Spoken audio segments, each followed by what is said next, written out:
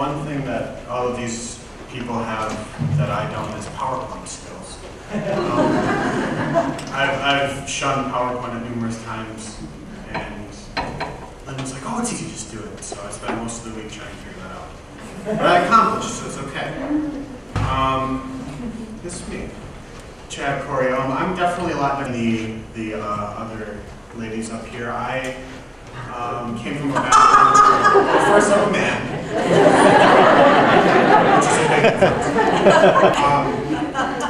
Graphic design at Columbia College, and I did not finish my degree there. I came to Chicago very aware that I didn't have enough money to finish school, so I came and took as many classes as I possibly could and met as many people as I could, just to kind of figure out how things work in a more city environment. I came from a somewhat rural area that was very conservative, and I was like, well, I just want to make stuff all day, so Chicago seemed like the right place. And I'm from Michigan. Detroit was an option, but Chicago's better. I won't even get into that because I'll take up my entire time.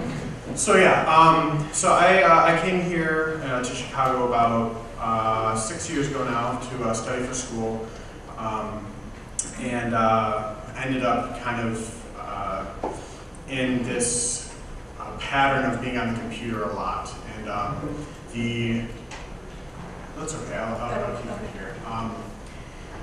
So I decided I kind of wanted to get away from that. I was in a marketing job, and I've been told, you know, like, this is how you market specific things, and I didn't want to really hear any of that. I just wanted to make stuff. So I went through this casual progression of taking commissioned design jobs to doing some artwork in my free time, and slowly switched the two, and I'm still kind of in the process of it. So that's just a general background. We'll get into here. Income streams. My main source of income right now is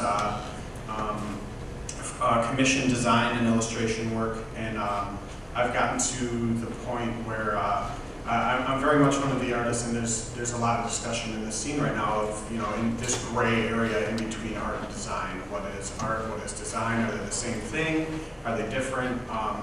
But there's a lot of communication moving in the community of this idea of, you know, I like to go by the rule of thumb is if you call yourself an artist, really you are. There really aren't any guidelines to it.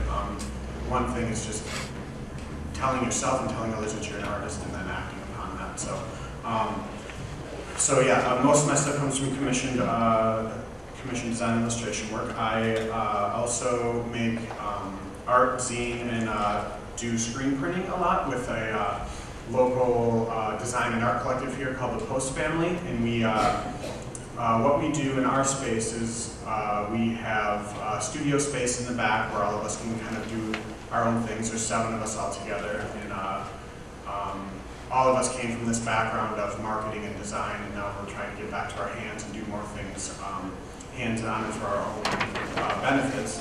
So we have this space where we can work in the back, and then the front is a more conservative kind of gallery setup where we'll have everything from formal gallery shows to more interactive experiences. Like I had a doodle party like a couple months ago where people just came and sat down and they draw and talk to people, and we try to make it more of a our space more of a destination than something that you just go in and walk out and check out the artwork you need. So we keep our entire space open through all of our events, so people can check out the stuff in the front and then sit down back in our work area and meet people and get some conversations going. So that's a very, very big part of what I do on a day-to-day basis. I'm going to talk a little bit more about screen printing and print in general in a second.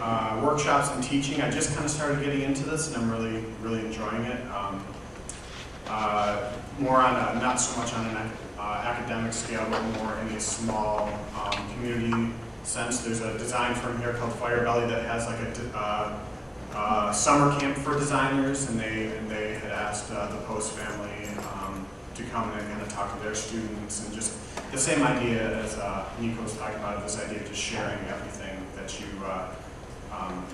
know, and hopefully everyone does the same. And it's very much a big thing in Chicago, I think. Not so much, at least from my experience in New York and California, but this idea of just spilling your brain on people, and then as well as asking people how to accomplish specific things. And I've become very reliant on a lot of people around me in my community, people to help me finish things. And again, I'll get into that in a little bit. Shared house expenses, roommates.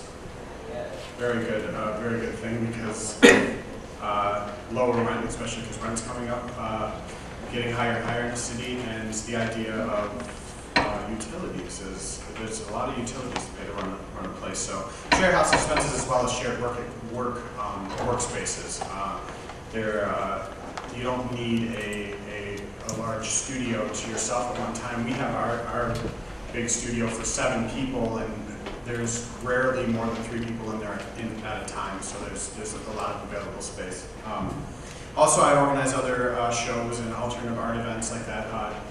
Doodle party. Me and a couple other friends had a collage party and collaboration party down in Bridgeport a month ago now. People could come in, look at artwork on the walls, and then we had a table with art supplies, and people could just make things and put stuff on the wall themselves. So this idea of interacting with each other and building this network of people, and just keeping communications completely open.